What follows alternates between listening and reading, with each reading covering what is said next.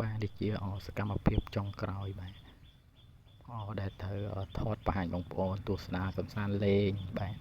ទោះបីជាអត់មានចំណេះចេះដឹងចែកជូនបាទតែចាប់ទុកថាជាចំណីបាទកំសាន្តផ្នែកលេងបងប្អូនហ្នឹងហើយមូលហេតុបាទដែលគិតថាវីដេអូចុងក្រោយដោយសារចាប់ផ្ដើមរវល់ការងារបងប្អូនមើលទៅប្រហែលជាមួយខែពីរខែទៀតអីបានយាលដៃវិញបាទហើយទៅណាបងប្អូនវីដេអូនេះនឹងគិតថាថតបង្ហាញបងប្អូនបាទពីទីកន្លែងបាទដ៏សែនអត់ស្អាតហ្នឹងហើយបងប្អូនអញ្ចឹងបងប្អូនចាំទស្សនាវីដេអូបន្តទៅបាទអរគុណច្រើនបាទសួស្តីបងប្អូនអរគ្នាបាទថ្ងៃនេះមកផ្ដិតយករូបភាពបាទពីកន្លែងចាំមាន់ដ៏សែនក្រិចហ្នឹងហើយបងប្អូនកន្លែងចាំមាន់វិញខ្ញុំមិនសូវជាស្អាតទេបងប្អូនដោយសារយើងសល់ដីពីគូតផ្ទះទៅបងប្អូនវានិយាយទៅកន្លែងខ្ញុំហ្នឹងគឺចាំមាន់នៅនឹងចាំជ្រូកចាំទាហ្នឹងបងប្អូនបាទគឺកន្លែងតែមួយហើយទីគ្រាក៏មិនសូវជាធំសំខាន់ហ្នឹងបាទមើលកទេកតុបហើយអត់ស្អាតទេបងប្អូនហើយនេះជាចំណីបាទដែលខ្ញុំតែងតែដាក់ឲ្យមន់ស៊ីជាប្រចាំបងប្អូនសាមញ្ញងាយ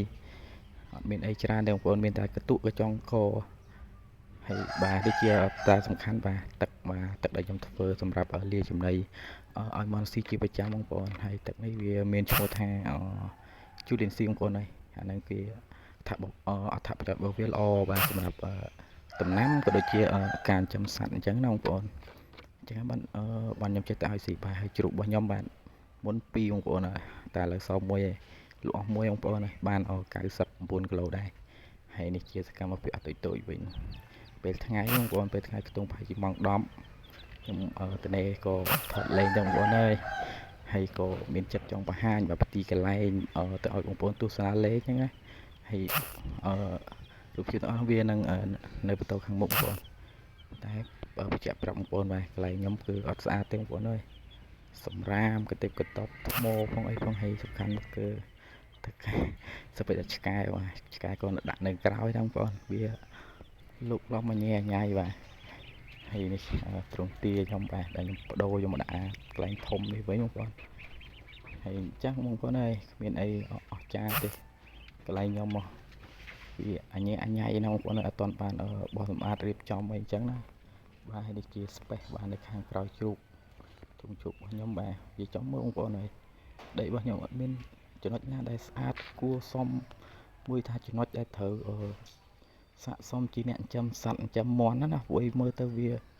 សមិសមុះបាទពិបាកយល់ឡងបងប្អូនអើយតែចង់និយាយថានឹងជាសមរភូមិបាទសមរភូមិបាទចង់ដឹងថាខ្លួនឯងនឹងឈរជើងយូរបានប៉ុណ្ណាអញ្ចឹងណាបងប្អូនព្រោះវាបាទសមិសមុះយ៉ាងហ្នឹងបងប្អូនហើយមើលការចិញ្ចឹមមាន់ហ្នឹងវាបានយូរប៉ុណ្ណានឹងថាទៅមុខបានប្រមាណទៀតបងប្អូនហ្នឹងបងប្អូនអញ្ចឹងដូចបងប្អូនបានឃើញពីទស្សនវិជ្ជាទីកន្លែងចាំមាន់របស់ខ្ញុំហ្នឹងគឺ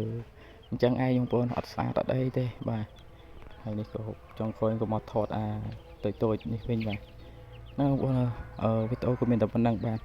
ហើយក៏អរគុណច្រើនបងប្អូនដែលបានចូលទស្សនានៅវីដេអូបាទក៏ដូចជា channel របស់ខ្ញុំបាទសម្រាប់បងប្អូនដែលចូលចិត្តការចិញ្ចឹមសត្វបាទជួយចុច like ខ្ញុំមួយផងបាទ